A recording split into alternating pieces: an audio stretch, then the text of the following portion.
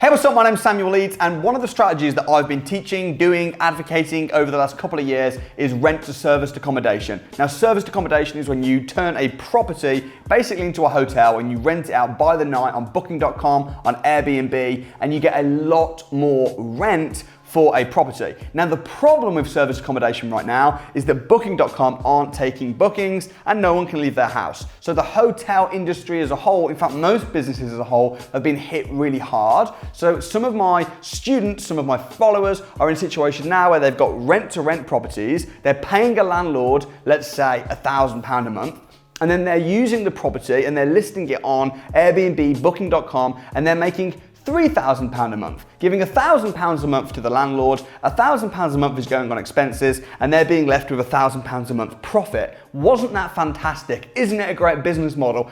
Absolutely. However, what about right now if you're having to give £1,000 to the landlord, but you're not renting it out because you can't? And then what's happening is you're actually making a loss every single month. If you're in that situation right now, there's 4 things that potentially you could do or could consider. First thing you could potentially do is you could hand the keys back to the landlord and say, I quit. Now, that option, I wouldn't advise unless you absolutely have to do that, because number one is you're letting down the landlord and you're breaking your agreement. And I don't know exactly what your contract and what the clauses are. There could be a break clause in there, which you're wondering whether to exercise or not.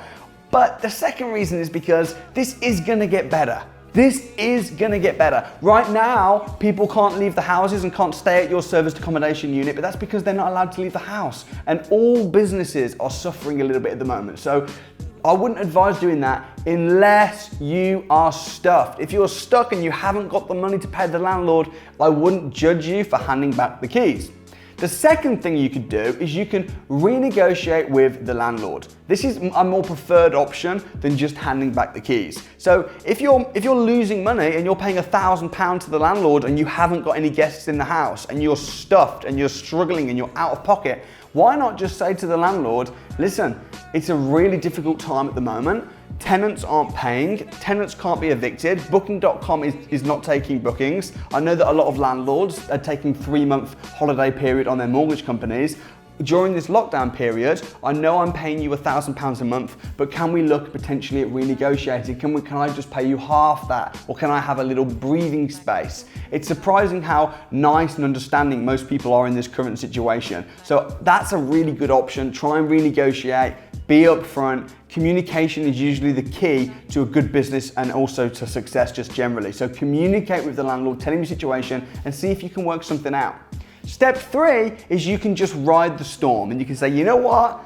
I'm not making as much money as I was. I've been hit financially. I might be down financially over the next couple months, but over the year, I'm still gonna make a lot of money. And I'm just gonna look at this as a long-term business. I'm gonna ride the storm and I'm just gonna take a hit short term. That's a reasonable option. If you can afford to do that and you're not down massively financially, I do think that's a reasonable option, especially as things are gonna get better, in my opinion, very soon. Option number 4, which is what most of my students are doing, is they're doing a combination of 3 and 4. And option number 4 is just try and be really creative and try and see if you can get bookings with key workers.